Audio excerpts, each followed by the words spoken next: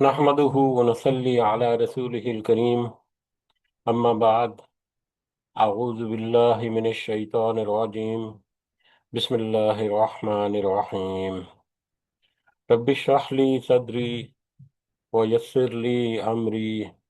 واحلل عقدة من لساني يفقه قولي. رب يسر ولا تعسر وتمم بالخير. اللهم لا سهل إلا ما جعلته سهلا وأنت تجعل الحزن إذا شئت سهلا. اللهم انفعنا بما علمتنا وعلمنا ما ينفعنا وزدنا علما. آمین یا رب العالمین. آج ہم انشاءاللہ اللہ کے خاص فضل و کرم سے، اس کی خاص رحمت اور توفیق سے، ریاض الصالحین کی جو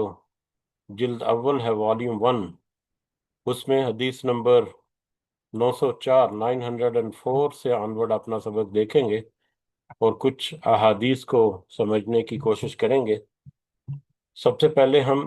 اسی کی حمد اور اسی کا شکر اور اسی کی تعریف کرتے ہیں جس نے ہمیں یہ وقت اور یہ مہلت عطا فرمائی، جس نے ہمیں یہ وسائل، یہ سہولیات، یہ ضروریات، یہ ٹیکنالوجی، یہ رزق اور بے شمار انعام و اکرام اور فضل و کرم ہمارے اوپر کیا، اور خاص کر جس نے ہمارے دلوں میں یہ ڈالا کہ ہم اس بابرکت دین کو سمجھنے کی کوشش کریں۔ اللہ تعالیٰ سے دعا ہے کہ اس کوشش میں ہمیں استقامت نصیب فرمائے، اس کی صحیح سمجھ اللہ تعالیٰ ہمیں عطا فرمائے، اس کے ذریعے سے اللہ تعالیٰ ہمیں اپنی اور اپنے ساتھیوں کی اصلاح کرنے کی توفیق عطا فرمائے، اور دنیا کے ساتھ ساتھ اللہ ہمیں آخرت کی کامیابی اور بھلائی اور اپنا خاص فضل و کرم ہمارے شامل حال رکھے۔ آمین یا رب العالمین۔ ہماری جو آخری حدیث کی مجلس ہوئی تھی، اس میں ہم نے دیگر احادیث کے ساتھ اس آخری سبق میں اس والیوم 1 کا یا ریاض الصالحین کے جلد اول کا چیپٹر نمبر 145 145 نمبر جو باب ہے وہ ہم نے شروع کیا تھا، جس کا موضوع بیمار کو کن الفاظ سے دعا دی جائے۔ بیمار کے لیے دعا، چاہے کوئی خود بیمار ہے یا کوئی دوسرا بیمار ہے یا کسی بیمار کی عیادت کے لیے، اس کی پوچھ کے لیے اگر کوئی وزٹ کرے اس کو، تو اس صورت میں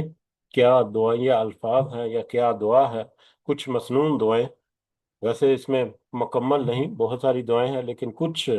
اہم اور مسنون دعائیں جو ہیں وہ ہمیں اس چیپٹر میں ملتی ہیں، اور اس چیپٹر کی پہلی 3 احادیث جو ہیں وہ ہم نے دیکھی تھی، کور کی تھی اپنے پچھلے سبق میں، جس میں یہ پہلی حدیث جو ہے حضرت عائشہ رضی اللہ تعالیٰ عنہا سے مروی کہ نبی کریم صلی اللہ علیہ وسلم جب کسی بیمار کی عیادت بابت عرض کرتا، جب کوئی آدمی آپ اپنی بیماری کے بارے میں نبی کریم صلی اللہ علیہ وسلم سے عرض کرتا، اور یہ بیماری، یہ حدیث جو ہے، اس حدیث میں جس کا ذکر ہے وہ پھوڑا یا زخم یا کوئی ظاہری نظر آنے والی کوئی بیماری یا تکلیف ہے، تو اس کا جب تذکرہ کرتا ہے تو نبی کریم صلی اللہ علیہ وسلم جو ہے وہ دم کرتے ان کے اوپر، یا وہ اپنی انگلی مبارک جو ہے، شہادت کی انگلی مبارک کو زمین پر رکھ کر اس کے ساتھ اپنا لعاب دہن جو ہے اس کی آمیزش کر کے مرض والے حصے پر یا زخم والے، درد والے حصے پر رکھ کر یہ دعا پڑھتے، اور اس طرح سے ایک دم جو ہے وہ کرتے اس بیماری کی جگہ پر یا اس زخم یا پھوڑا جو ہے اس جگہ پر۔ تو بسم اللہ، اس کے لیے کیا دعا ہے اس میں؟ بسم اللہ تربت ارضنا بیری کاتبہ ازینا یشفا بھی شکیمنا بِإِذْنِ ربنا۔ تو یہ دعا پڑھ کے وہ اس طرح سے دم کرتے، تو لہٰذا اس دعا کے ساتھ اس انداز میں دم کرنا جو ہے وہ نبی کریم صلی اللہ علیہ وسلم کی سنت سے ثابت ہے۔ تو اس انداز سے ہم کسی کو بھی دم کر سکتے ہیں اس کی بیماری کی صورت میں۔ اس ضمن میں کچھ 1-2 پوائنٹ جو ہیں وہ پہلے واضح کر چکے تھے، ہم زیادہ تفصیل میں نہیں جاتے، لیکن صرف یاد دہانی کے لیے کہ کسی کی بیماری کی شکل میں علاج کی غرض سے، علاج کے خاطر کوئی تعویذ گنڈے وغیرہ کرنا، جادو ٹونے وغیرہ کرنا، یا اس طرح کی جتنی خرافات ہیں، وہ کوئی بھی ان کی کہیں پر بھی کوئی گنجائش نہیں، اور نہ ہی کسی مسنون حدیث یا کسی حدیث کی کسی کتاب سے وہ ثابت ہے۔ اسی طرح سے صرف دعاؤں میں بھی اگر دعائیں جو کی جاتی ہیں، صرف ان دعاؤں میں بھی اگر کوئی شرکیہ یا کفریہ کلمات یا آداب کچھ اس طرح کے ہیں، یا کوئی باتیں یا طریقے کچھ اس طرح سے ہیں، تو وہ بھی سارے کے سارے جو ہیں وہ ناجائز ہوں گے۔ ان کی بھی کوئی کہیں پر ہمیں قرآن و سنت سے کوئی دلیل نہیں ملتی۔ تو ہمیشہ ہمیں کوشش کرنی چاہیے، ایک تو دعا جو ہے وہ ہم اب اوپن اپنے الفاظ میں کر سکتے ہیں، اچھے الفاظ میں، جس میں کوئی کفریہ یا شرکیہ یا اس طرح کے کلمات نہ ہو۔ لیکن اگر کسی مسنون دعا کو ہم فالو کریں تو وہ ہمارے لیے زیادہ بہتر ہے، اور زیادہ وہ پر اثر بھی ہوگا انشاءاللہ۔ تو یہ پہلی حدیث جو اس زمن میں ہم نے دیکھی تھی، اس میں یہ دعا ہم نے دیکھی، بسم اللہ تربت ارضنا بریقۃ بازینا یشفع به سقیمنا باذن ربنا۔ اسی طرح سے اگلی جو حدیث ہے، اس میں اس میں جو کوئی مخفی کوئی بیماری ہے، جو کہ جسم کے کسی حصے میں درد ہو رہا ہے، سر میں جیسے درد ہو رہا ہے، لیکن وہ سر میں درد اندر کسی جگہ پر ہو رہا ہے، اس کی کوئی واضح جگہ ہمیں نہیں ملتی، یا کچھ اس طرح سے یہ اندرونی بیماری وغیرہ ہے، تو اس صورت میں یہ دوسری دعا جو ہے نبی کریم صلی اللہ علیہ وسلم کی، جو کہ یہ بھی حضرت عائشہ رضی اللہ تعالیٰ عنہ سے مروی ہے کہ نبی کریم صلی اللہ علیہ وسلم اپنے بعض گھر والوں کو کی بیمار پرسی کرتے تو اپنا دایاں ہاتھ مریض کے درد والے حصے پر پھیرتے، اور پھر یہ دعا پڑھتے۔ اس دعا کا مفہوم ہے، اے اللہ، لوگوں کے پروردگار، تکلیف کو دور فرما دے، تو شفا عطا فرما، تو ہی شفا دینے والا ہے، تیری ہی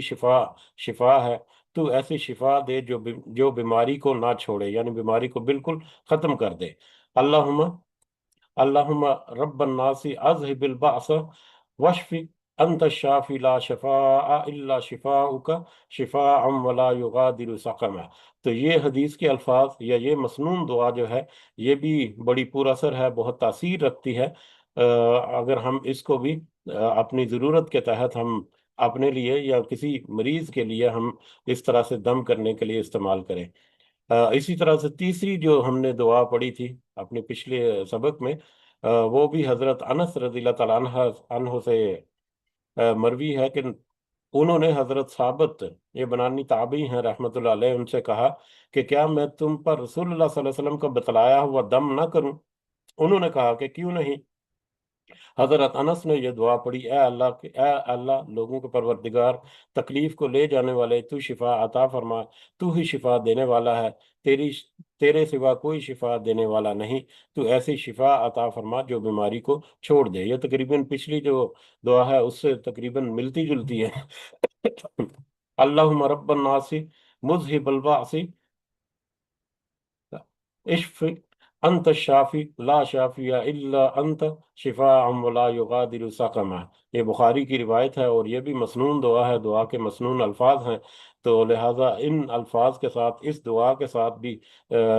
مطلب دم کرنا، وہ بھی نبی کریم صلی اللہ علیہ وسلم کی سنت سے ثابت ہے۔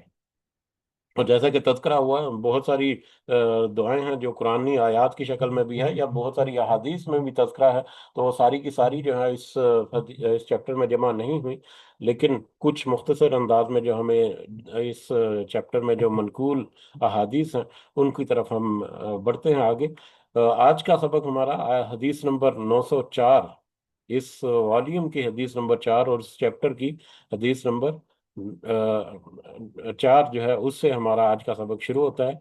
یہ حضرت سعد بن ابی وقاص رضی اللہ تعالیٰ عنہ سے مروی ہے کہ رسول اللہ صلی اللہ علیہ وسلم میری عیادت کے لیے تشریف لائے تو دعا فرمائی، اس کا مفہوم ہے، اے اللہ، سعد کو شفا عطا فرما، اے اللہ، سعد کو شفا عطا فرما، اے اللہ، سعد کو شفا عطا فرما۔ اس کے عربی میں جو اس کا متن ہے، اللہم اشفی سعدن، یا اللہم اشفی سعدہ، اللہم اشفی سعدہ، اللہم اشفی سعدہ۔ تو اس طرح سے یا اس انداز میں یہ بالکل انتہائی سمپل اور بالکل مختصر دعائیہ کلمات ہیں جو کہ مریض کے لیے نبی کریم صلی اللہ علیہ وسلم نے ادا کیے، تو لہٰذا ہم بھی جب کسی مریض کو ملیں، اس کی عیادت کریں، اس کی اس کی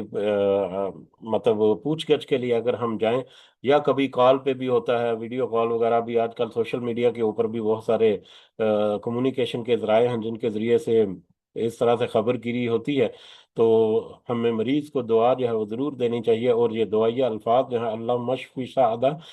اس کو یہ مسنون ہے، اور اس کے ساتھ اسی طرح کے دیگر اس کے ساتھ ملا کر اگر پڑھ لیا جائے تو وہ بھی مسنون ہی شامل ہوں گے، جیسا کہ اس حدیث میں اللہم اللہم اشفی سعدن نام لے کر کسی کا تذکرہ ہوا کہ اے اللہ سعد کو شفا عطا فرما، اسی طرح سے دعا کی جا سکتی ہے کسی بھی نام کے ساتھ، جو بھی مریض کا نام ہے، جیسے کہ اللہم اشفی عبداللہ، یا اس کا اللہم اشفی زوجی، میری بیوی کو یا میرے سپاؤس جو ہے اس کو شفا عطا فرمایا اللہ، اسی طرح سے اللہم اشفی اللہم اشفی ابنی، اللہم اشفی ابنتی، تو اس طرح سے اپنے لیے بھی کی جا سکتی ہے یا کسی کے لیے بھی دعا کی جا سکتی ہے، تو یہ دعائیہ کلمات جو ہیں یہ نبی کریم صلی اللہ علیہ وسلم کی سنت سے ثابت ہیں، تو لہٰذا ان ان دعاؤں کے ساتھ، ان کلمات کے ساتھ ہم مریض کے لیے دعا کر سکتے ہیں، اس کی شفا یابی کے لیے، مریض کے لیے بطور خاص اس کا نام لے کر دعا صحت اور شفا کرنا، دعائے صحت اور شفا کرنا مصیبہ، اس کے علاوہ اس حدیث سے جو پتہ چلتا ہے کہ تکرار کے ساتھ بار بار بارگاہ الہی میں اللہ و زاری سے التجا و دعا کی جائے، یعنی بڑی عاجزی کے ساتھ اور بڑی مطلب نرم گفتگی کے ساتھ، نرمی کے ساتھ، بڑے نرم لہجے کے ساتھ بار بار یہ ریپیٹ کی جائیں یہ ساری دعائیں، جیسا کہ 3 دفعہ نبی کریم صلی اللہ علیہ وسلم نے ریپیٹ کی، اللہم اشفی سعدن 3 دفعہ ریپیٹ کی، تو اسی طرح سے بار بار اس کو ریپیٹ کیا جائے اپنے لیے یا کسی کے لیے بھی کہا جائے، اور پھر اس میں عاجزی اور انکساری جو ہے وہ بھی ہونی چاہیے، اور پھر یقین تو یقیناً ہماری ہر دعا میں شامل ہونا چاہیے کہ صرف اللہ ہی ہے جو ہماری ساری دعاؤں کو قبول کرنے والا ہے، ظاہری اسباب جو ہیں وہ، ہاں اس دعا کے ضمن میں یا بیماری کی دعا کے ضمن میں ایک اور اہم نقطہ جو ہے وہ ظاہری اسباب ہیں، اگر کوئی بیماری جو ہے وہ اس بات کا تقاضا کرتی ہے کہ کسی ڈاکٹر کو وزٹ کیا جائے، کوئی پروسیجر کیا جائے، یا کچھ اس طرح سے میڈیسن جو ہیں اس کی ضرورت ہے، تو اس ظاہری اسباب جو ہیں ان کو بھی پورا کرنا یا ان کے لیے بھی کوشش کرنا، ان کا حاصل کرنا یا ان تک جانا جو ہے یہ بھی ہمارے لیے ضروری ہے، دعائیں جو ہیں وہ بھی تاثیر رکھتی ہیں، لیکن کوئی ظاہری اسباب اگر ان کی ضرورت ہے تو ضرور اس کی طرف بھی جانا چاہیے، کیونکہ کہیں پر بھی ممانعت نہیں ہے کہ بیماری کا علاج کرنے کے لیے صرف دعاؤں پہ کیا جائے، ہاں یہ یقیناً مطلب ہونا چاہیے، یقین ہونا چاہیے کہ جو بھی ہم علاج کر رہے ہیں، چاہے دعاؤں کے ذریعے سے کر رہے ہیں، دم درود کے ذریعے سے ہو رہا ہے، یا چاہے کسی دوسرے ظاہری اسباب کے ذریعے ہو رہا ہے، تو اس میں شفا جو ہے وہ اللہ تعالیٰ کی طرف سے ہی ہوگی، تو لہٰذا کسی بھی طرح سے ہم بیماری کا علاج جو ہے وہ کر رہے ہیں یا مریض کے لیے ہم اہتمام کر رہے ہیں، تو اس میں ہمارا یہ یقین ہونا چاہیے کہ ہم جو بھی کوشش کر رہے ہیں اس میں برکت اور اس میں جو شفا ہے وہ رکھنے والا صرف اللہ تعالیٰ ہی ہے، تو لہٰذا ہمیں اس ریفرنس سے بھی دعا کرنی چاہیے کہ یا اے اللہ میرا یہ علاج یا میری اس دعا میں یا میرے اس پروسیجر میں جو بھی چل رہا ہے اس میں تو اپنے خاص فضل و کرم اور برکت جو ہے وہ عطا فرما اور بیماری سے نجات دلا، تو ظاہری اسباب جو ہیں ان کو بھی خاطر میں لانا وہ بھی ہمارے دین کا حصہ ہے، اور بلکہ اس کا حکم ملتا ہے کہ وہ ضرور ہمیں کرنا چاہیے۔ اگلی حدیث جو ہے حدیث نمبر 5 جو ہے اس چیپٹر کی، اور اس والیوم کے حدیث نمبر 905، حضرت ابو عبید اللہ حضرت ابو عبداللہ عثمان بن ابی العاص رضی اللہ تعالیٰ عنہ، ان سے مروی ہے کہ انہوں نے نبی کریم صلی اللہ علیہ وسلم کو اپنے اس درد کی بابت بتلایا جو وہ اپنے جسم میں محسوس کر رہے تھے، تو رسول اللہ صلی اللہ علیہ وسلم نے انہیں فرمایا اپنا ہاتھ جسم کے اس حصے پر رکھو جو درد کرتا ہے، اور 3 مرتبہ بسم اللہ، اور 7 مرتبہ اعوذ باللہ وقدرتہ من شر ما اجد و احاذر، اور 7 دفعہ یہ دعا کرو، 3 دفعہ بسم اللہ اور 7 دفعہ یہ دعا کہو، یعنی میں اللہ کی پناہ، اور بسم اللہ 3 دفعہ پڑھ کے جو دعا ہے اس کا ترجمہ، اس کا مفہوم یہ ہے کہ میں اللہ کی پناہ اور اس کی قدرت میں آتا ہوں اس برائی سے جو میں پاتا ہوں اور جس سے ڈرتا ہوں، تو یہ طریقہ جو ہے، پہلے ہم نے جو تین چار چار احادیث دیکھی وہ دوسرے مریض کو یا کسی دوسرے شخص کے لیے دعا ہے یا اس کو دم کرنے کے لیے ہے، لیکن یہ جو ہے یہ اپنے لیے دعا، یا اپنے لیے بھی دعا کی جا سکتی ہے، دوسروں کے لیے بھی، تو اپنے لیے دعا کرنے کی یہ مسنون الفاظ جو ہیں وہ ہمیں اس حدیث میں ملتے ہیں۔ پہلے تو 3 دفعہ کہنا ہے بسم اللہ، اور پھر 7 مرتبہ کہنا ہے اعوذ بعزت اللہ قدرتہ من شر ما عجد و اخاذر۔ تو اپنے لیے مسنون دعا کرنے کے یہ الفاظ ہیں، دوسروں کے لیے دعا کرنے کے جو مسنون الفاظ جو ہیں وہ بھی ہمیں پچھلی احادیث میں ملتے ہیں۔ اسی طرح سے اگلی حدیث جو ہے حدیث نمبر 906، یہ حضرت ابن عباس رضی اللہ تعالیٰ عنہما سے روایت ہے کہ نبی کریم صلی اللہ علیہ وسلم نے فرمایا، جو شخص، یہ بڑی اہم حدیث ہے اپنے الفاظ کے اعتبار سے، کہ جو شخص کسی مریض کی عیادت کرے، اس کی موت کا وقت ابھی نہ آیا ہو، اور اس کے پاس 7 مرتبہ یہ دعا پڑھے، کیسے کسی ایسے مریض کی عیادت کرے جس کا موت کا وقت ابھی قریب نہیں آیا، تو اس کے پاس 7 مرتبہ یہ دعا پڑھے، میں اللہ برتر سے جو عرش عظیم کا مالک ہے یہ سوال کرتا ہوں کہ وہ تجھے شفا عطا فرمائے، تو اللہ تعالیٰ اسے اس بیماری سے عافیت بخشے گا۔ یقیناً موت جو ہے تو برحق ہے، سب کو آنی ہی آنی ہے، لیکن کچھ دفعہ کچھ بیماریاں ایسی ہوتی ہیں جس میں ویسے تو ہر بیماری، چاہے وہ کسی بھی لیول پر یا کسی بھی درجے کی بیماری ہو چکی ہے، اللہ تعالیٰ جو ہے وہ اس میں شفا جو ہے وہ دیتا ہے، اور بہت ساری مثالیں جو ہیں وہ بھی ہمیں مطلب مل جاتی ہیں کہ کس کس کنڈیشن سے اللہ تعالیٰ جو ہے وہ ریورس کرتا ہے اور بیماری کو دور کرتے سے حساب کرتا ہے۔ ویسے زیادہ تفصیل کی مطلب وقت بھی ہمارے پاس نہیں ہوتا، لیکن میرا اپنا مشاہدہ جو ہے وہ ایک مختصر انداز میں آپ کو میں تذکرہ ضرور کروں گا اسی ضمن میں کہ اللہ تعالیٰ کس کس درجے کی بیماری جو ہے اس سے واپس پلٹاتا ہے اور پھر انسان کو شاید یاب بھی کرتا ہے۔ میری نانی اماں، اللہ تعالیٰ ان کو جنت نصیب کرے، اور سارے ہمارے جتنے والدین اور بزرگ اس دنیا سے چلے گئے سب کے لیے دعا کرنی چاہیے کہ سب کو اللہ تعالیٰ جنت الفردوس میں اعلیٰ مقام عطا فرمائے، اور ان کی برزخ کی زندگی کو بہترین جنت کے باغ کی کھڑکیاں اس میں کھولے، آمین۔ تو میری نانی اماں جو ہیں وہ آخری وقت میں جب وہ بیمار تھیں تو ان کی جو بھی میڈیکیشن وغیرہ، جو بھی اس کی ٹریٹمنٹ وغیرہ جو ہے وہ میں ہی کر رہا تھا۔ یہ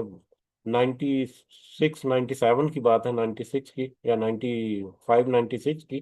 1995 کی۔ تو کچھ کیونکہ میڈیکلز میں بھی میرا تھوڑا سا انٹرسٹ تھا، تو اس میں جو بھی ان کو ڈرپس وغیرہ لگنی ہے یا جتنی ان کی میڈیکیشن جو ہے وہ ساری کی ساری میرے ذمہ تھی۔ تو ایک دفعہ میں، ان کی طبیعت جو ہے وہ بہت خراب تھی، تو میں کچھ میڈیسنز وغیرہ لینے کے لیے گیا ہوا تھا بازار۔ جب میں واپس آیا تو ہماری کچھ ہمسائیوں کی عورتیں جو ہیں وہ ان کے گرد بیٹھی ہوئی ہیں، نانی جو ہے بالکل ان کی آنکھیں بند ہیں، اور بالکل وہ جیسے بس اب آخری وقت ہے، اور کچھ خواتین جو ہیں جیسا کہ بس کچھ چیزیں جو ہیں ہم نے رائج کر لی ہیں اپنے اپنے معاملات میں، تو وہ خواتین جو ہیں وہ سورہ یاسین وغیرہ جو ہے وہ پڑھ رہی ہیں ان کی طرف، ان کے مطلب پانچے کی طرف بیٹھ کر، یا ان کی چارپائی کے پاس بیٹھ کر۔ میں جب پاس پہنچا تو میں ایک دفعہ ڈر گیا کہ یہ کیا ہوا، پھر میں جب قریب ہوا ان کو دیکھنے کے لیے، تو مطلب ایک خاتون جو ہے ان میں کافی بزرگ خاتون، تو انہوں نے مجھے پیچھے کر دیا کہ نہیں تم پیچھے ہٹ جاؤ اب۔ میں پھر جب ان کے پاؤں کی طرف سے جب ان کے قریب دوبارہ گیا تو پھر مجھے دوبارہ سے اشارہ کیا گیا کہ پیچھے ہو جاؤ، پیچھے ہو جاؤ، ادھر سے فرشتے آتے ہیں۔ میں نے کہا اللہ کا نام لیں آپ، وہ مریض ہیں، وہ ابھی ان کی سانسیں چل رہی ہیں، اللہ تعالیٰ ہی شفا دینے والا ہے، تو آپ کیسے کہہ سکتے ہیں ہمیں اس کا کچھ مطلب دعا وغیرہ ٹھیک ہے کریں، لیکن ہم اپنی طرف سے یہ جج نہیں کر سکتے کہ یہ اب بس اب گیا کہ گیا، وہ اللہ تعالیٰ کے ہاتھ میں ہے سارا کچھ۔ بہرحال وہ ہماری وہ بزرگ خواتین تھیں، وہ ہمسائی تھیں، تو وہ ناراض بھی ہو گئیں، بلکہ ناراض ہو کے میری کچھ باتوں سے وہ وہاں سے چلی بھی گئیں۔ تو اللہ کا کرنا ایسا ہوا کہ وہ 4 5 6 گھنٹے کے بعد اسی دن شام کو میری نانی نے نا وہ آنکھیں کھول دی، ان کو میں نے ڈرپس وغیرہ لگائیں یا کچھ ایسا ٹریٹمنٹ جو بھی ان کا جاری تھا، تو انہوں نے آنکھیں کھول لی شام کو۔ میں اپنے گھر جب گیا تو مجھے راستے میں پوچھا ان ہمسائیوں نے तो मैंने कहा नहीं, अब वो बेहतर है, अब वो आंखें खोल रही हैं, थोड़ा थोड़ा सा बात भी करती हैं, इशारा भी करती हैं। तो वो बड़ी हैरान हो गई कि ये कैसे हो गया। दूसरे दिन फिर अल्लाह की तरफ से मजीद जो है बेहतरी आई कि वो उन्होंने बैठना भी शुरू कर दिया। इससे पहले तक तो वो बैठती भी नहीं थे अपने अपने सहारे से उठकर। तो दूसरे दिन शाम तक वो उन्होंने बैठना भी शुरू कर दिया। तीसरे दिन वो उठ के वॉशरूम वगैरह भी जाना शुरू कर दिया उन्होंने। और जब वो उन खवातीन को पता चला तो वो हैरान रही कि ये तो किस कदर मतलब आगे तक जा चुके था मर्ज उनका, या वो कैफियत जो है। तो कैसे अल्लाह ताला ने उनको पलटा दिया। तो ये बस मेरा जाती एक एक्सपीरियंस है जो मैंने आपके साथ शेयर किया कि मौत और जिंदगी अल्लाह के हाथ में। किसी भी बीमारी को वो किसी भी हद से वापस वो पलटा सकता है। यकीनन ये अल्लाह ताला की तरफ से अल्लाह ताला की कुदरत है कि वो जब भी किसी के साथ रहमत करे और फजल व करम करे। लेकिन बहरहाल कुछ इंसान जो है वो अपनी बसात से या अपने अंदाजे के मुताबिक जब उसको अंदाजा हो कि ये उसका मर्ज या उसका वक्त ऐसा है, आपके उसके मौत का वक्त जो है वो करीब है और ऐसा मर्ज लाहक है। आज भी कुछ मरीज मर्ज ऐसे हैं जैसा कि कैंसर वगैरह है। अर्ली स्टेजेस में अगर उसके ट्रीटमेंट हो जाए तो ठीक है, नहीं तो वो बड़ी क्रिटिकल एक सिचुएशन जो है वो डेवलप करते हैं और बड़ी तकलीफ में मरीज रहता है। और अक्सर जो है अगर यानी उसका लेवल जो है, दर्जा जो है बीमारी का बढ़ जाए तो वो अक्सर जो है वो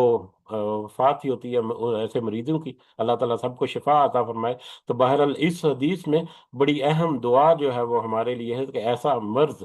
जिसका मौत का वक्त अभी ना आया हो, यानी कि जो कुछ मतलब स्टेबल है मरीज जो है, और उसको देखने से भी अंदाजा होता है कि बहुत अच्छी हालत में है। वैसे तो हर मरीज के लिए मेरा ख्याल है, कर सकते हैं, मेरा जाती एक एक ये ओपिनियन है, लेकिन इस हदीस के अल्फाज में कि उसका उसको उसको स्टेबल मरीज है तो उसके लिए हम ये दुआ इस तरह से कर सकते हैं कि 7 मरतबा ये दुआ पढ़े जो नबी करीम सल्लल्लाहु अलैहि वसल्लम ने फरमाया। उसके दुआ के अल्फाज हैं, असअलुल्लाहिल अज़ीम, असअलुल्लाहिल अज़ीम रब्बल अर्शिल अज़ीम अन यशफीक, असअलुल्लाहल अज़ीम रब्बल अर्शिल अज़ीम अन यशफीक। इसका तर्जुमा एक दफा दोहराते हैं कि मैं अल्लाह अल्लाह वो बरतर से जो अर्श अजीम का मालिक है ये सवाल करता हूँ कि वो तुझे शिफा अता फरमाए। ये बड़ी बेहतरीन दुआ भी है। और नबी करीम सल्लल्लाहु अलैहि वसल्लम से मसनून अल्फाज जो हैं वो भी हैं। तो लिहाजा हमें इन दुआओं को याद भी करना चाहिए और इनके मुताबिक हमें अपने भाइयों को, अपने जितने भी अजीज़ व करब हैं या जो भी हैं जिनको इन दुआओं की ज़रूरत है, इन दुआओं से हमें उसकी मदद जो है वो भी करनी चाहिए। चलते चलते बता दूं, बाद में एंड पे फिर बात करेंगे कि ये जो दुआएं हैं, 9 दुआएं हैं इन इस चैप्टर में। उन 9 दुआओं को मैंने कल जो है वो मरतब किया एक तरतीब के साथ। कुछ मतलब क्योंकि ये हदीस जो है ये इस किताब से जब हम देखें तो कुछ टेक्स्ट जो है वो भी वाजे नहीं होता। तो इसी को मैंने क्लियर फॉर्म में, एक क्लियर और वाजे अंदाज में मैंने एक फाइल जो है वो कंपाइल की। वो मैं आपको दिखा भी दूंगा और ग्रुप में शेयर भी कर दूंगा। तो हमारी ज़रूरत की चीज़ होगी इंशाल्लाह, तो वो जब भी हमें ज़रूरत पड़े तो हम उससे फ़ायदा जो है वो ज़रूर उठा सकते हैं इंशाल्लाह।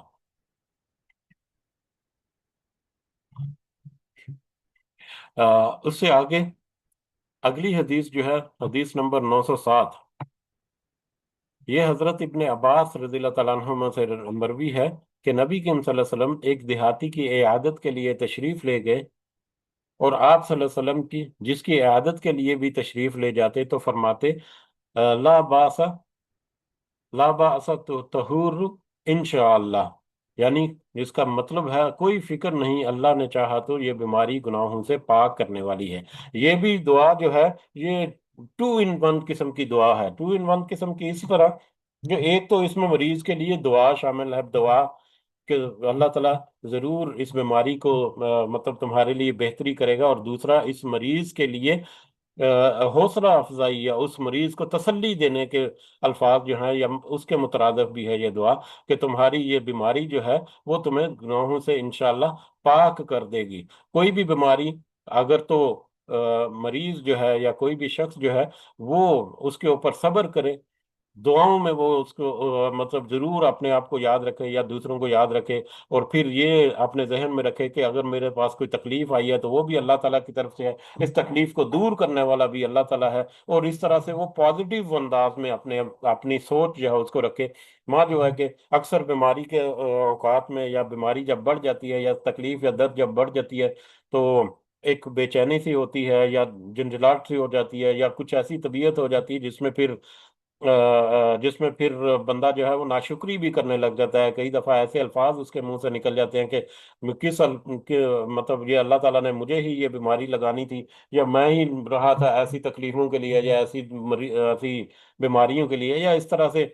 مریض کی اپنی اس کی بشری کمزوری کی وجہ سے اکثر اوقات جو ہے وہ ہو جاتا ہے۔ یہ خاص کر ہم جیسے لوگ جو کہ بہت زیادہ دیندار بھی نہیں ہیں، دنیا کے معاملات میں لپٹے ہوئے ہیں، تو ان کو جب کوئی یہ تکلیف آتی ہے تو وہ بہت جلدی جو ہے وہ مطلب ہائپر ہو جاتے ہیں، یا اپنی ہمت جو ہے وہ کھو دیتے ہیں۔ لیکن ہمیں ہمت جو ہے اس کو برقرار رکھنا چاہیے، اپنا سٹیبل رکھنا چاہیے اپنے آپ کو، اور اللہ کی طرف رکھنا چاہیے، لو لگا کے رکھنی چاہیے کہ اللہ تعالیٰ کی طرف سے یہ وقت ہمارے اوپر آیا، اور اللہ تعالیٰ ہی اس وقت کو ٹالنے والا ہے۔ اور پھر اللہ تعالیٰ کوئی آزمائش جب ڈالتا ہے، اور اس کے اوپر جب انسان جو ہے وہ صبر و شکر کرتا ہے، تو یقیناً اللہ تعالیٰ کی طرف سے اس بیماری یا اس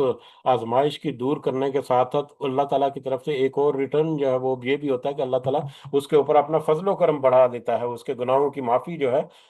وہ بھی اس میں شامل ہے، کہ صغیرہ گناہ جو ہیں وہ اس کے صبر کی وجہ سے دور ہو جاتے ہیں۔ تو یہ دعا جو ہے یہ اس اعتبار سے بڑی اہم بھی ہے کہ نہ صرف مریض کو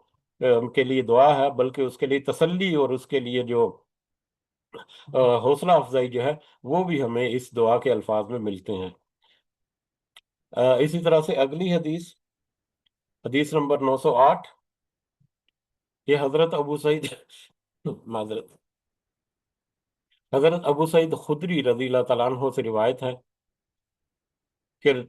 حضرت جبرائیل علیہ السلام نبی کریم صلی اللہ علیہ وسلم کے پاس آئے اور پوچھا کہ اے محمد صلی اللہ علیہ وسلم، کیا آپ بیمار ہیں؟ اب یہ حدیث جو ہے، اس حدیث کو پڑھ کے اندازہ ہوتا ہے کہ نبی کریم صلی اللہ علیہ وسلم کے پاس حضرت جبرائیل کو اللہ تعالیٰ نے بھیجا، یقیناً اللہ تعالیٰ نے ان کو یہ دعا جو ہم دیکھیں گے اس دعا کو سکھا کر بھیجا، اور وہ سکھا جو ہے وہ دعا جو ہے پھر حضرت جبرائیل علیہ السلام نے نبی کریم صلی اللہ علیہ وسلم کو سکھائی۔ تو یہ ایک مکالمہ جو ہے وہ نبی کریم صلی اللہ علیہ وسلم کے ساتھ، جبرائیل علیہ السلام کے ساتھ جو ہوا، تو یقیناً اس میں دعا جو ہے وہ امت کے لیے نبی کریم صلی اللہ علیہ وسلم کو ملی، جو امت تک انہوں نے پہنچا دی اپنا فرض جو ہے اس کو پورا کرتے ہوئے۔ جیسا کہ کل پرسوں کی آیات میں بھی ہم نے دیکھا کہ جو ذمہ داری نبی کریم صلی اللہ علیہ وسلم کو دی گئی اس پیغام کو پہنچانے کی، تو اس ذمہ داری میں یہ بھی شامل ہے کہ کسی چیز کو چھپایا نہ جائے، تو نبی کریم صلی اللہ علیہ وسلم نے کسی چیز کو نہیں چھپایا۔ یہ ان کا اور حضرت جبرائیل علیہ السلام کا مکالمہ، جو کہ پیورلی ان کی اپنی ذات یا ان کی اپنی بیماری یا ان کے اپنے معاملے کی طرف تھا، لیکن وہ بھی نبی کریم صلی اللہ علیہ وسلم نے امت کے سامنے رکھ دیا تاکہ امت بھی اس سے فائدہ اٹھائے۔ سبحان اللہ۔ بہرحال، تو نبی کریم صلی اللہ علیہ وسلم سے پوچھا کہ کیا آپ بیمار ہیں؟ تو آپ صلی اللہ علیہ وسلم نے فرمایا ہاں۔ تو حضرت جبرائیل علیہ السلام نے انہیں ان الفاظ میں دعا فرمائی، اس کا ترجمہ ہے: اللہ کے نام سے آپ پر دم کرتا ہوں ہر اس چیز سے جو آپ کو ایذا یا نقصان پہنچائے، اس ہر حاسد نفس سے، حسد کرنے والے نفس سے، اور ہر آنکھ کے شر سے۔ اللہ تعالیٰ آپ کو شفا عطا فرمائے، اللہ کے نام سے میں آپ پر دم کرتا ہوں۔ تو یہ دم جو ہے یہ حضرت جبرائیل علیہ السلام کے ذریعے سے نبی کریم صلی اللہ علیہ وسلم کو سکھایا گیا، اور پھر نبی کریم صلی اللہ علیہ وسلم نے امت کو بتایا، اور یقیناً یہ دم جو ہے اس اعتبار سے بڑا معتبر اور بڑا پرتاثیر بھی ہوگا اگر ہم یقین کے ساتھ اس کو ہم اپنائیں۔ اس کے الفاظ: بسم اللہ ارقیک من کل شیء یؤذیک من شر کل نفس او عین حاسد، اللہ یشفیک، بسم اللہ ارقیک۔ تو یہ دعا کے مسنون الفاظ ہے، میں آپ کے ساتھ وہ فائل شیئر کروں گا، اس میں یہ دعا بھی شامل ہے۔ تو ان دعاؤں کو ضرورت ہے ہمیں کہ ہم یاد بھی کریں اپنے لیے اور اپنے ساتھیوں کے لیے، جب بھی ہمیں ضرورت ہو تو ان دعاؤں کا ہم استعمال کریں، اور اس کے ذریعے سے ہم دعائیں جو ہیں وہ بھی دیں اپنے لیے بھی اور دوسروں کے لیے بھی۔ اب اس طرح کی احادیث یا اس طرح کے دیگر کچھ قرآنی آیات جو ہیں ان میں سے ہم بار بار مفسرین جو ہے وہ اس بات کی طرف اشارہ کرتے ہیں کہ نبی کریم صلی اللہ علیہ وسلم وہ انسان تھے، ان کے ساتھ بشری تقاضے جو ہیں وہ موجود تھے، جو ہمیں اس بات پر ثابت کرتی ہے کہ اللہ تعالیٰ کے نبی اور اللہ تعالیٰ کے رسول انسان تھے، لہذا ان کی جو شان ہے یقیناً انسانوں میں سب سے اعلیٰ شان والے نبی کریم صلی اللہ علیہ وسلم ہے ہمارے، ان کی شان تک پہنچنا جو ہے کوئی گمان بھی نہیں کر سکتا، لیکن ان کے ساتھ ایک تو ان کی ذات کے ساتھ غلو کرنا کہ وہ بشر کے علاوہ پتہ نہیں نور اور اس طرح کے بہت سارے الفاظ جو ہیں وہ ادا ہوتے ہیں، جیسا کہ کل پرسوں بھی قرآن کے سبق میں ہم نے دیکھا کہ کچھ کچھ نعتیں یا کچھ شاعری وغیرہ یا کچھ اس طرح کے جو کلام ہے اس میں اکثر الفاظ جو ہیں وہ ایسے شامل کر دیے گئے ہیں کہ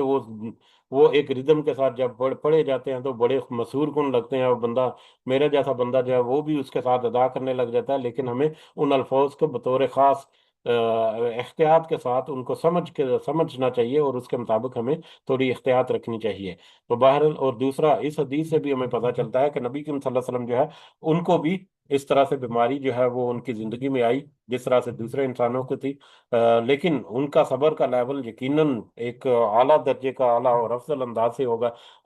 تو لیکن ہمیں جو ہے وہ بھی تعلیم ملتی ہے ان کی سنت سے کہ ہم جو ہے وہ اللہ تعالیٰ کی طرف لو لگا کر رکھیں اور اللہ تعالیٰ سے ہی ہم ہمیشہ دعا جو ہے وہ کرتے رہیں۔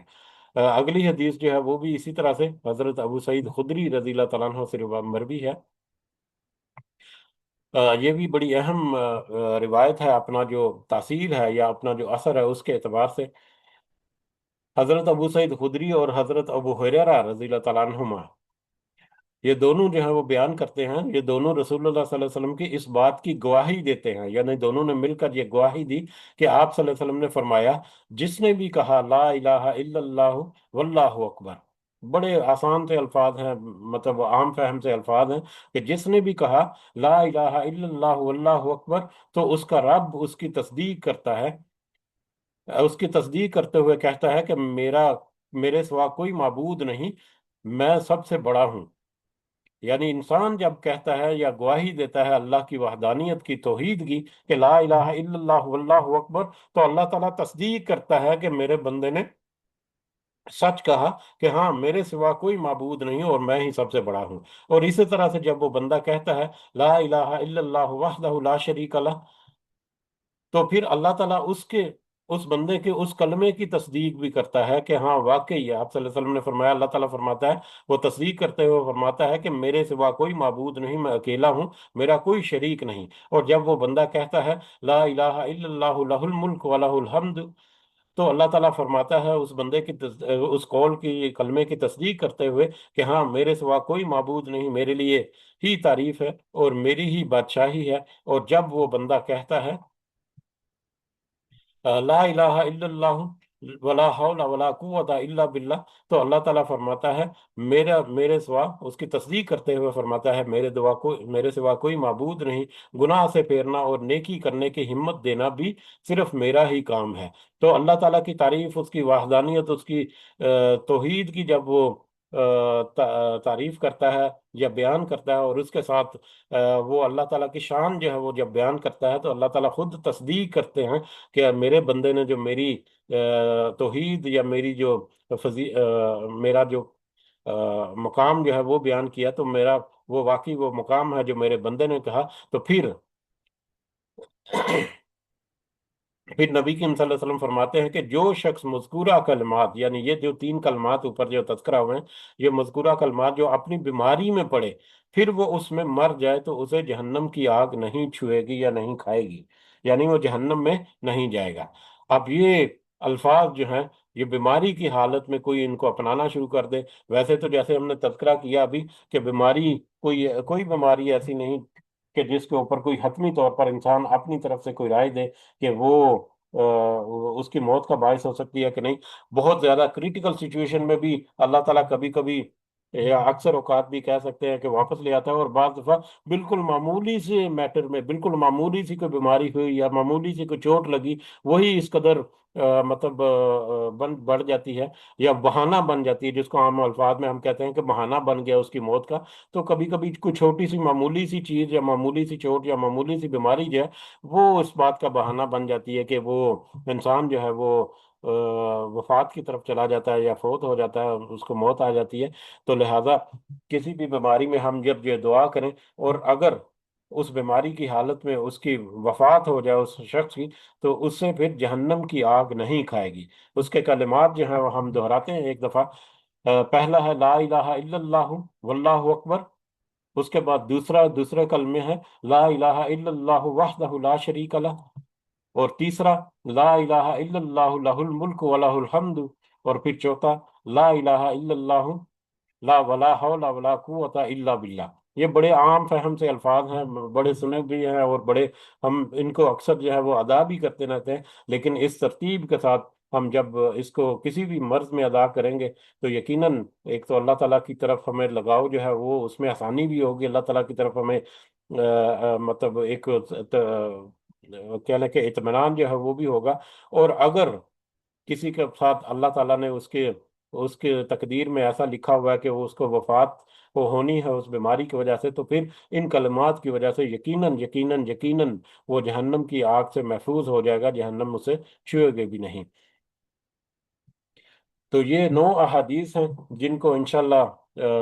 اس کا میں نے جو ایک ورژن جو ہے وہ بنایا ہے، وہ آپ کے ساتھ میں یہاں پر مختصر سا شیئر کرتا ہوں۔ یہ میں گروپ میں بھی انشاءاللہ آپ کو شیئر کر دوں گا، تو آپ اس کو رکھیں اپنے پاس جب بھی ضرورت ہو۔ یہ وہی ہیں، الفاظ بھی وہی ہیں، اور سارا ایکسپلینیشن بھی وہی ہے جو ہمیں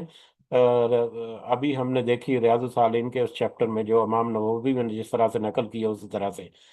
تو بہرحال یہ 9 دعائیں جو ہیں، یہ اس میں پہلے یہ دعا ہے، اور پھر اس کے ساتھ اس کی ایکسپلینیشن وغیرہ ہے کہ کس طرح سے راوی ہوئی، اس کا مطلب کیا ہے، اور اس کا طریقہ کیا ہے، ہدایات کیا ہیں اس کے متعلقہ۔ تو یہ اسی طرح سے میں نے نقل کیا ہے، اور اس کو میں انشاءاللہ آپ کے ساتھ میں شیئر بھی کروں گا گروپ میں۔ اللہ تعالی ہم سب کو آسانی عطا فرمائے، اور ہمارے معاملات میں اللہ تعالی ہمیں انشاءاللہ آسانی عطا فرمائے۔ آمین۔ بڑھتے ہیں، ایک حدیث جو ہے وہ اگلا چیپٹر جو ہے وہ صرف ایک ہی حدیث ہے اس میں، وہ بھی ہم دیکھ لیتے ہیں۔ تو اس کے بعد پھر ہم کلاس کو وائنڈ اپ کریں گے، بلکہ اگلے 2 چیپٹر ہیں، ایک چیپٹر میں ایک حدیث ہے، اور اس سے اگلا چیپٹر جو ہے اس میں 2 مختصر سی احادیث ہیں۔ تو یہ 3 احادیث مزید جو ہے وہ آج کے سبق میں ہم شامل کرتے ہیں۔ یہ چیپٹر نمبر 146 ہے، جس کا موضوع ہے مریض کے گھر والوں سے مریض کی بابت پوچھنا مستحب ہے۔ مریض کے گھر والوں سے مریض کی بابت پوچھنا یہ مستحب ہے۔ مریض کی عیادت کرنا، مریض کو پوچھ گچھ کے لیے جانا، کبھی وہ ہاسپٹل میں ہے یا گھر میں ہے اور وہ علیل ہے، تو اس کو جا کے اس کو دعا دینا، اس کو تسلی دینا، اس کے لیے کوئی ہدیہ وغیرہ لے کر جانا، جو بھی پروٹوکولز ہیں ہمارے مختلف انداز میں اپنی طاقت اور استطاعت کے مطابق اس کا ہمیں اہتمام کرنا چاہیے۔ لیکن کبھی کبھی ایسی سچویشن ہوتی ہے جیسے کہ ایک دوری کی وجہ سے کوئی دوسرے ملک میں ہے یا دوسرے شہر میں ہے، تو ایسی صورت میں اب جو ہے وہ کال وغیرہ سے کمیونیکیشن کر کے حال چال جو ہے وہ پوچھا جا سکتا ہے، اور اس طرح سے ان کو دعائیں دی جا سکتی ہیں۔ یا کبھی کبھی ایسی سچویشن ہوتی ہے کہ جیسے کوئی آئی سی یو وغیرہ میں ہے کوئی مریض، اور وہاں پر آئی سی یو میں تو صرف چند لوگ ہی جا سکتے ہیں، اور اکثر اوقات جو ہیں صرف اپنے جو مریض کے جو لواحقین ہیں یا مریض کے جو قریبی رشتہ دار جو ہیں، وہی ان کو ہی اجازت ہوتی ہے، عام پھر لوگوں کو اجازت نہیں ہوتی۔ تو ایسی صورت میں پھر انسسٹ نہیں کرنا چاہیے کہ نہیں میں نے مریض کو دیکھنا ہی دیکھنا ہے، میں ذرا تسلی ہو جائے۔ اکثر ہمارے ہاں اس طرح کے رویے بھی پائے جاتے ہیں کہ میں اس کو اپنی آنکھوں سے دیکھ لوں، پتہ نہیں کیسی حالت میں ہے، پتہ نہیں بعد میں ملاقات ہو یا نہ ہو۔ تو اس طرح کے رویے جو ہیں وہ ہماری محبت کی وجہ سے ہوتے ہیں، لیکن اس میں بھی ہمیں تھوڑا سا احتیاط رکھنا چاہیے۔ اور اگر ایسی کوئی سچویشن ہو جس میں مریض سے ملنا ممکن نہ ہو، یا اس کے لیے مریض کے لیے اس میں بہتر نہ ہو کہ کوئی عام بندہ جو ہے وہ کوئی جمز وغیرہ جاتے ہیں مطلب آئی سی یو وغیرہ میں، یا اس طرح کے سچویشن میں، تو ان میں پھر ہمیں احتیاط رکھنی چاہیے، اور جو ان کے قریبی رشتہ دار ہیں جو اس مریض کے ساتھ ہیں یا اس مریض کا دھیان رکھنے والے ہیں، ان سے ہم پھر پوچھ سکتے ہیں، ان سے ہم پوچھ کر اپنی تسلی بھی کر سکتے ہیں، اور دعائیں وغیرہ جو ہیں وہ بھی اسی طرح سے دے سکتے ہیں۔ تو یہ سارا موضوع جو ہے وہ ایک حدیث میں ہمیں یہ واضح ہوتا ہے۔ حضرت ابن عباس رضی اللہ تعالیٰ عنہما سے مروی ہے کہ حضرت علی بن ابی طالب رضی اللہ تعالیٰ عنہ رسول اللہ صلی اللہ علیہ وسلم کے پاس سے، یعنی ان کے گھر سے، اس آپ صلی اللہ علیہ وسلم کی اس بیماری میں باہر نکلے جس میں آپ کی وفات ہوئی تھی، یعنی نبی کریم صلی اللہ علیہ وسلم شدید علیل ہیں اپنے آخری وقت میں، تو اس وقت حضرت علی جو ہیں وہ نبی کریم صلی اللہ علیہ وسلم کے گھر سے باہر نکلے، تو لوگوں نے پوچھا اے ابو الحسن، اب ہم اگر ویژولائز کریں کہ اب نبی کریم صلی اللہ علیہ وسلم کے گھر میں ویسے ہی چھوٹا سا بالکل کمرہ، ایک حجرہ جو ہے، وہاں پر دو چار لوگوں سے زیادہ تو کھڑے ہونے کی جگہ بھی نہیں ہوگی، اور سارے لوگ جو ہیں وہ بے چین ہیں، اور وہ پوچھنا چاہ رہے ہیں یا نبی کریم صلی اللہ علیہ وسلم کے بارے میں تسلی چاہتے ہیں کہ وہ ان کی طبیعت کیسی ہے، تو لوگوں نے پوچھا، اب یہ تو ممکن نہیں کہ سب کو اجازت دی جائے سارے جا کر وہاں پر دیکھیں، تو یہ ایک سیناریو جو ہے اس وقت ہمارے سامنے آتا ہے۔ تو بہرحال جو لوگوں نے پوچھا حضرت علی سے رضی اللہ تعالیٰ عنہ، اے ابو الحسن، رسول اللہ صلی اللہ علیہ وسلم نے کیسے صبح کی؟ تو حضرت علی رضی اللہ تعالیٰ عنہ نے جواب دیا، الحمدللہ آپ نے بہتر ہونے کی حالت میں صبح کی، الحمدللہ آپ نے بہتر ہونے کی حالت میں صبح کی۔ آپ کوئی بے چینی سے اپنی محبت کے ساتھ مطلب اگر کسی کے بارے میں پوچھا، کسی مریض کے بارے میں، تو اس مریض کے بارے میں اس کی کنڈیشن جو ہے وہ بتانی چاہیے، لیکن اس کنڈیشن کو بتانے میں بھی ایک تسلی اور ایک اطمینان جو ہے وہ ہونا چاہیے، نہ کہ وہ جو باہر بندہ بیٹھا ہوا ہے، ہو سکتا ہے وہ رشتہ دار ہے، کتنی محبت کرتا ہے، کبھی کبھی کسی دوسرے کی تکلیف سے دوسرا اس سے محبت کرنے والا جو ہے وہ بھی تکلیف محسوس کرتا ہے، بلکہ اکثر محسوس کرتا ہے۔ ہم اپنی اولاد کو خدا نہ خواستہ کوئی تکلیف ہو تو اس کی تکلیف ہمیں محسوس ہوتی ہے، والدین کے ساتھ کچھ ایسا معاملہ ہو، اپنے قریبیوں کے ساتھ ہو، تو وہ تکلیف تو ایسی صورت میں اگر ان تو ملنا جو ہے وہ ممکن نہ ہو، فون وغیرہ پہ اگر بات کریں تو بتانے والا جو ہے وہ بیماری کو اور بڑھا چڑھا کر بتائے اور پریشان کرے، تو اس کی وجہ بہتر یہی ہے کہ اچھے الفاظ میں ایک تو اس کی حالت جو ہے وہ بھی بتائے، یہ نہیں کہ وہ بالکل ہی اس کو الٹا الٹا کر کے بتا دے، اس کی حالت جو ہے وہ بھی بتا دے، اور اس کو اطمینان بخش انداز میں بتائے کہ وہ جو ہے وہ اللہ تعالیٰ کی فضل و کرم سے آپ بہتر ہے، یا بہتر ہو جائے گا، یا بہتر ہو رہا ہے، بس دعا رکھیں، اللہ تعالیٰ ضرور بہتری کرے گا۔ اس طرح سے دعائیہ الفاظ کے ساتھ اس کو بتانا یا اس کو سمجھانا جو ہے وہ بھی مطلب اس کے اوپر ہے کہ جو بھی جس سے بھی پوچھا جا رہا ہے۔ تو بہرحال یہ بھی متفرق موضوعات جو ہیں اس کے اندر آ جاتے ہیں اس موضوع میں۔ یہاں پر اگر یہ فوائد کو ہم جلدی سے پڑھ لیں تو مریض زیادہ نازک حالت میں ہو اور اس سے ملنا ممکن یا مفید نہ ہو تو اس کی بابت اس کے گھر والوں سے پوچھنا مستحب ہے۔ اسی طرح گھر والوں کے لیے ضروری ہے کہ مریض کی حالت مسرت افزا انداز میں بیان کریں تاکہ پوچھنے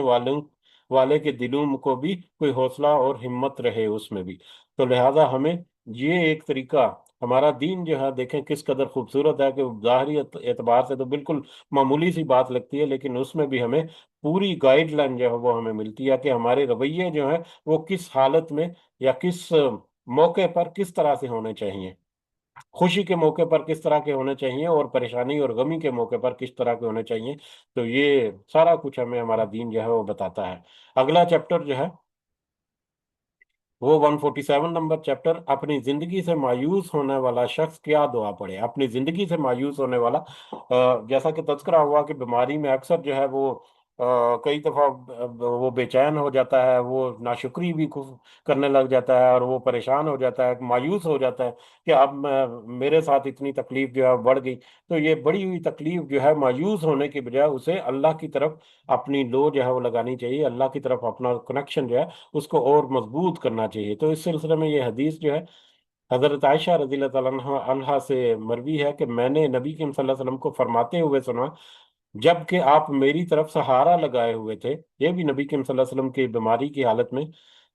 تو نبی کریم صلی اللہ علیہ وسلم فرماتے تھے، اے میرے اللہ مجھے بخش دے، مجھ پر رحم فرما اور مجھے رفیق اعلیٰ سے ملا دے۔ یعنی نبی کریم صلی اللہ علیہ وسلم کا بھی اپنے آخری وقت یا آخری بیماری کے آخری دنوں میں وہ بے چین ہونے کی بجائے، مایوس ہونے کی بجائے، وہ اللہ تعالیٰ سے دعائیں کرتے تھے۔ دعا کس انداز میں مانگتے تھے؟ اللہم اغفر لی ورحمنی، اللہم اغفر لی ورحمنی والحقنی بالرفیق الاعلیٰ،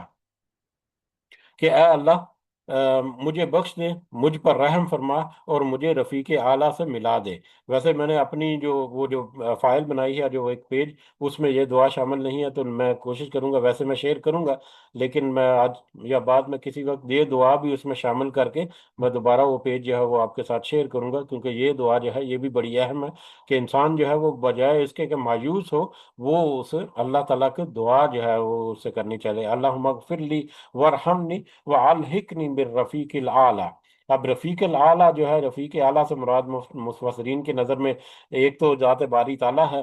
کہ ان سے ملنے کی خواہش جو ہے اس کا اظہار نبی کریم صلی اللہ علیہ وسلم نے کیا، اللہ تعالیٰ سے ملنے کی، یا بعض کے نزدیک جو انبیاء اور شہداء اور فرشتے وغیرہ جو ہیں، صالحین جو ہیں، جن سے ملاقات جو ہے وہ ایک اچھی نوید ہے اپنی آئندہ والی برزخ یا برزخ کے بعد والی زندگی جو ہے، قیامت میں، قیامت کے بعد۔ تو تو اس طرح سے نبی کریم صلی اللہ علیہ وسلم نے اپنے لیے بھی دعا کی۔ بہرحال موت کے وقت اپنا تعلق دنیا سے منقطع کر کے آخرت سے جوڑ لینا چاہیے۔ موت کے وقت اپنا تعلق جو ہے وہ دنیا سے منقطع کر کے آخرت سے جوڑ لینا چاہیے۔ اب دنیا سے منقطع کرنے کا مطلب یہ تو نہیں لیا جا سکتا کہ بالکل دنیا کے معاملات کو ہی چھوڑ دیا جائے، اور دنیا کے معاملات جو ہیں ان سے بے رغبت ہو جائے۔ ہاں، اللہ کے ساتھ کنیکشن جو ہے اس کو مضبوط کیا جائے، اور اس کی طرف زیادہ توجہ دی جائے، کہ اللہ تعالیٰ ہی ہے جو مجھے اس بیماری سے نجات دلانے والا ہے، اور اگر اس بیماری کے دوران یا اس کے نتیجے میں میری اس دنیا سے جانا ٹھہر چکا، تو اللہ تعالیٰ ہی ہے جو میرے گناہوں کو معاف کرنے والا ہے، اور میرے لیے آگے آئندہ آنے والی منزلیں جو ہیں ان میں آسانیاں کرنے والا ہے۔ اسی طرح سے اگلی حدیث، آج کے سبق کی آخری حدیث ہم دیکھتے ہیں۔ یہ حضرت عائشہ رضی اللہ تعالیٰ عنہ سے یہ بھی مروی ہے کہ میں نے رسول اللہ صلی اللہ علیہ وسلم کو موت کے وقت دیکھا کہ آپ کے پاس ایک پیالہ تھا جس میں پانی تھا، آپ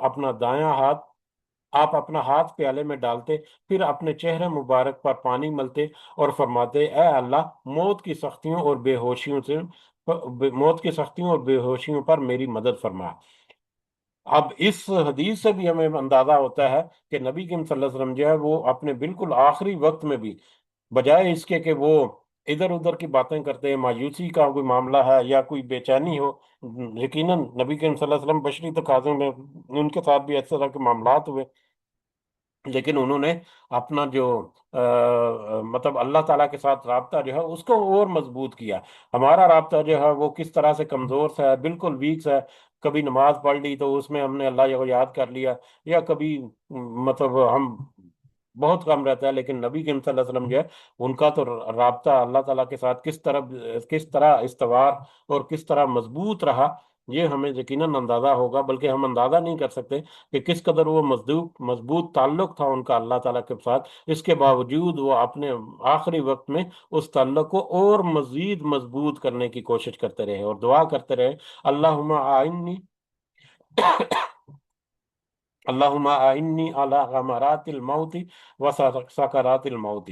اللہم آئنی علی غمرات الموت و سکرات الموت۔ یہ بھی دعا جو ہے میں اپنے اس فائل میں شامل کروں گا انشاءاللہ۔ اس کا مفہوم ایک دفعہ پھر دیکھ لیتے ہیں کہ اے اللہ، موت کی سختیوں اور بے ہوشیوں میں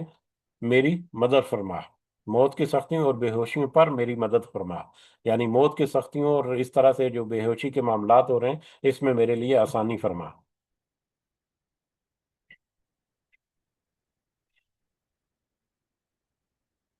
اس حدیث سے یہ جو مطلب آ،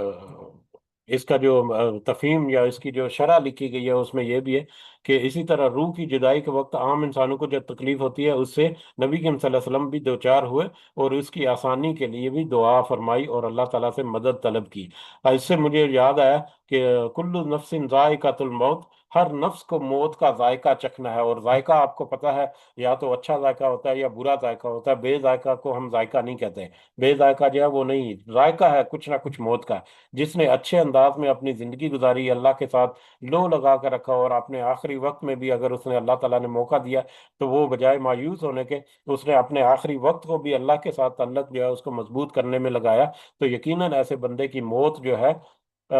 موت کا مزہ جو ہے وہ بہتر ہوگا، تکلیف کم ہوگی یا تکلیف نہیں ہوگی، یقیناً اللہ تعالیٰ کی طرف سے اس میں مدد شامل ہوگی۔ لیکن جو کفر میں، جو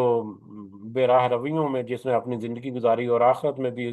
اپنے آخری وقتوں میں بھی وہ اسی طرح سے رہا، تو وہ اس کے لیے پھر موت کا مزہ جو ہے وہ بڑا کڑوا ہوگا۔ تو موت کا مزہ جو ہے وہ پھیکا رکھنا ہے، اس کو میٹھا کرنا ہے، اس کو کڑوا کرنا ہے، یہ انسان کے اپنے ہاتھ میں ہے کہ وہ اپنی زندگی میں اپنی موت کے ذائقے کو فائن ٹیون کر لے۔ اپنے موت کی، اس کے موت کے مزے کی جو ریسیپی ہے وہ اس کے اپنے ہاتھ میں ہے کہ کس طرح سے وہ اس میں مسالے ڈالتا ہے یا کس طرح سے اس میں وہ ذائقہ جو ہے وہ ڈالتا ہے۔ تو لہذا ہمیں اللہ تعالیٰ توفیق دے کہ ہم اپنے موت کا مزہ جو ہے، جو ذائقہ جو ہے، اس کو بھی ہم بہتر کر سکیں اپنی زندگی میں۔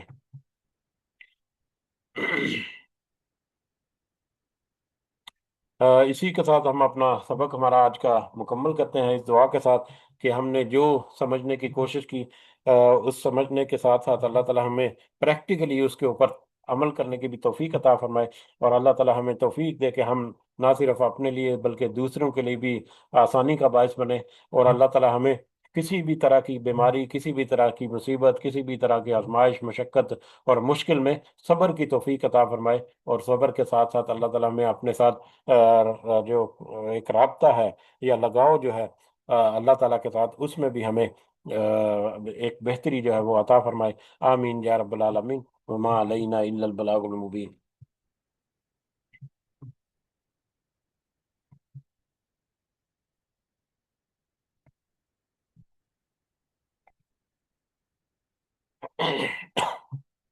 جی اجازت چاہتے ہیں، اس کے ساتھ ہی مجلس سے سب کو دعاؤں میں ضرور یاد رکھیں۔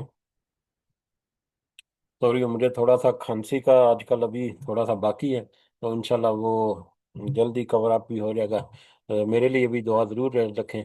اللہ تعالیٰ سب کو صحت کاملہ عطا فرمائے، اور سب کے معاملات میں اللہ تعالیٰ آسانی فرمائے۔ ہمارے جتنے بھی ظاہری اور باطنی معاملات ہیں، اللہ تعالیٰ ان میں اپنی خاص مدد اور خاص رہنمائی ہمیں دے۔ ہمارے کاروبار کے مسائل، جاب کے مسائل، اس میں اللہ تعالیٰ اپنی خاص آسانیاں عطا فرمائے، ہمیں حلال رزق عطا فرمائے، اور ہمیں جو اللہ تعالیٰ نے بے شمار ان گنت رزق دے رکھے، ان میں سے ہمیں دنیا کے فائدے کے ساتھ ہمیں اللہ کے راستے میں بھی وہ رزق جو ہے وہ خرچ کرنے کی توفیق عطا فرمائے، اور اس رزق کو دنیا کے ساتھ ساتھ آخرت کا ذریعہ اللہ تعالیٰ ہمارے لیے بنائے۔ آمین۔ ہماری اولاد کے معاملات اور ہمارے دیگر معاملات میں اللہ تعالیٰ ہمیں خاص آسانیاں اور خاص رحمت اور خاص اپنی مدد جو ہے وہ ہمارے شامل حال رکھے۔ رب ارحمہما کما ربیانی صغیرا، رب ارحمہما کما ربیانی صغیرا، رب ارحمہما کما ربیانی صغیرا، ربنا آتنا فی الدنیا حسنہ وفی الآخرۃ حسنہ وقنا عذاب النار، ربنا ظلمنا انفسنا وإن لم تغفر لنا وترحمنا لنكونن من الخاسرين، ربنا تقبل منا انك انت السميع العليم وتوب علينا انك انت التواب الرحيم۔ سبحان ربك رب العزة عما يصفون، وسلام على المرسلين، والحمد لله رب العالمين۔ سبحانك اللهم وبحمدك، نشهد ان لا اله الا انت، نستغفرك ونتوب اليك۔ آمین یا رب العالمین۔ جزاکم اللہ خیرا کثیرا۔ السلام علیکم ورحمۃ اللہ وبرکاتہ۔